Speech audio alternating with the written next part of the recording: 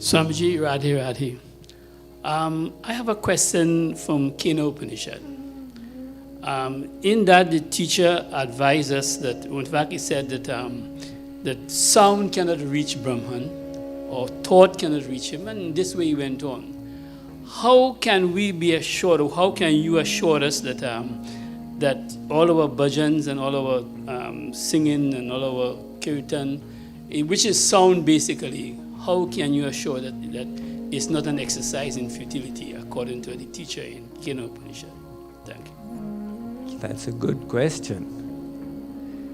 You see, the Kena Upanishad says, Yan manasana manute yenahur manomatam tadeva brahmatvam viddhi nedam yadidam upasate yat chakshushana pashyati yena chakshugvamshi pashyati tadeva brahmatvam viddhi nedam yadidam upasate yat shrotrena na shrinoti yena shrotramidagvam shrutam tadeva brahmatvam viddhi nedam yadidam upasate yad vacha nabhyutitam yena vagabhyutyate tadeva brahmatvam viddhi nedam yadidam upasate. This mantra is saying, these eyes cannot see him. It is by his power that these eyes see. These ears cannot hear him. It is by his inspiration that the ears can hear. This mind cannot think of him. It is by his power that the mind is able to think. What is the Kena Upanishad trying to explain out here? That he is the inspirer. Just like this is a cloth. Now this cloth cannot move by its own inspiration, but the hand inspires it and it begins to move.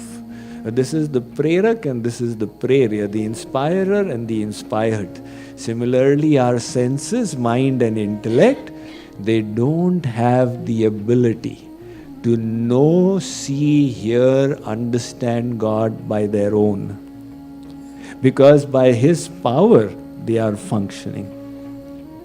So when they cannot know Him by their own, you need His grace. Alright? The way to know Him is by His grace. We are not in this chanting, challenging God that our prayers will reach you. We are in a prayerful mood by our contemplation, trying to purify our mind and increase our love for Him. And requesting Him for His grace, that by His grace, if He graces us, what will happen? By His Yoga Maya Shakti, He will give divine vision. Then we'll be able to see Him.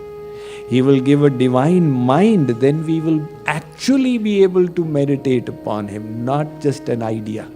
He will empower our intellect with divine understanding. Then we will truly know Him by His grace. Right? So we are only trying to draw that grace by purifying ourselves and increasing our love. Okay?